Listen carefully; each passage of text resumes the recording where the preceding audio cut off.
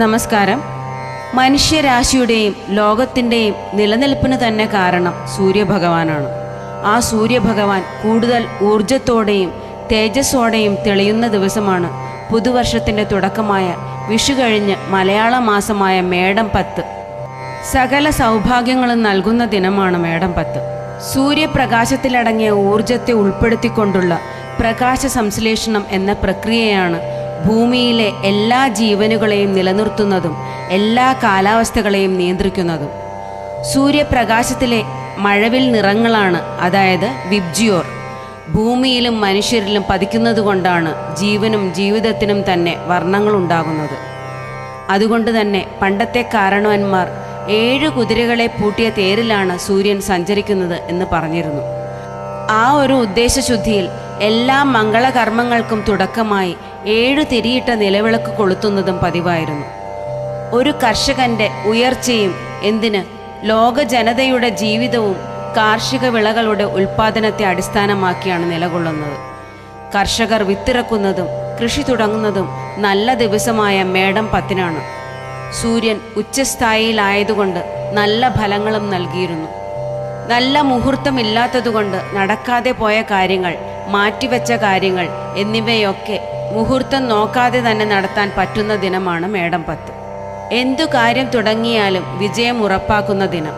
10-ാം ഉദയം, പുത്തരി ഉത്സവം എന്നൊക്കെ പല പേരുകളിലായി പലയിടങ്ങളിലും മേടം 10 ആചരിച്ചു പോരുന്നു. പണ്ടൊക്കെ പുതിയ മുറത്തിൽ ഉണക്കലരി വെച്ച് സൂര്യഭഗവാനെ വെള്ളിമുറം കാണിക്കുക എന്നൊരു പതിവുണ്ടായിരുന്നു. എന്നിട്ട് ആ അരി പൊടിച്ച് പലഹാരങ്ങൾ ഉണ്ടാക്കി കഴിച്ചിരുന്നു.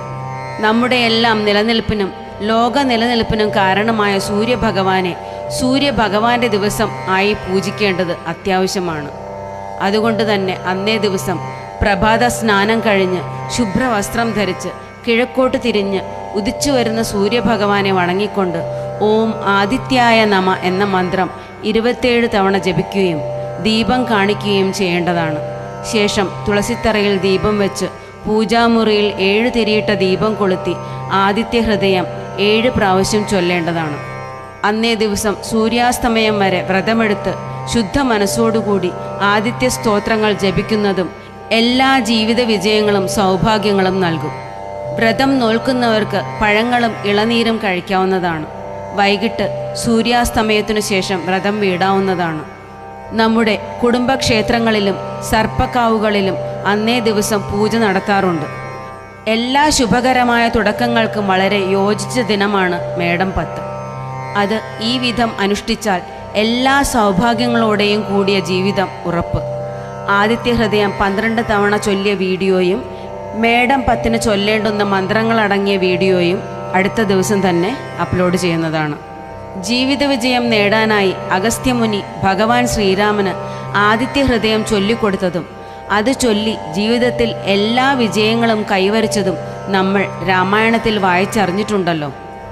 ആദിത്യ ഹൃദയ മന്ത്രം ദിവസേന 12 തവണ ചൊല്ലുന്നത് വളരെ ഉത്തമമാണ്. അത് സാധിക്കാത്തവർ ഞായറാഴ്ചയെങ്കിലും ജപിക്കാൻ ശ്രമിക്കുക. ആദിത്യ ഹൃദയ മന്ത്രം 12 തവണ ചൊല്ലിയ വീഡിയോ ഞാൻ ഉടനെ തന്നെ നിങ്ങളുമായി പങ്കുവയ്ക്കുന്നതാണ്. അതിനോടൊപ്പം ചൊല്ലിപ്പഠിക്കുകയോ ചൊല്ലാൻ ബുദ്ധിമുട്ടുള്ളവർ കേൾക്കുകയോ ചെയ്യുക. മേടം 10-ന് ആഘോഷിക്കുന്ന 10-ാം ഉദയത്തിന് സമാനമായ രീതിയിൽ വടക്കേ മലബാറിൽ തുലാ 10 എന്ന പേരിൽ തുലാമാസത്തിൽ ആഘോഷിക്കുന്നു. അത് പുത്തരി ഉത്സവം എന്ന പേരിലും ആഘോഷിക്കാറുണ്ട്. ഈ വർഷത്തെ 10-ാം ഉദയം അനുഷ്ഠിച്ചു നോക്കൂ, വ്യത്യാസം അനുഭവിച്ചറിയാം. നിറഞ്ഞ ഭക്തിയോടും വിശ്വാസത്തോടും കൂടി വേണം വ്രതം അനുഷ്ഠിക്കാൻ.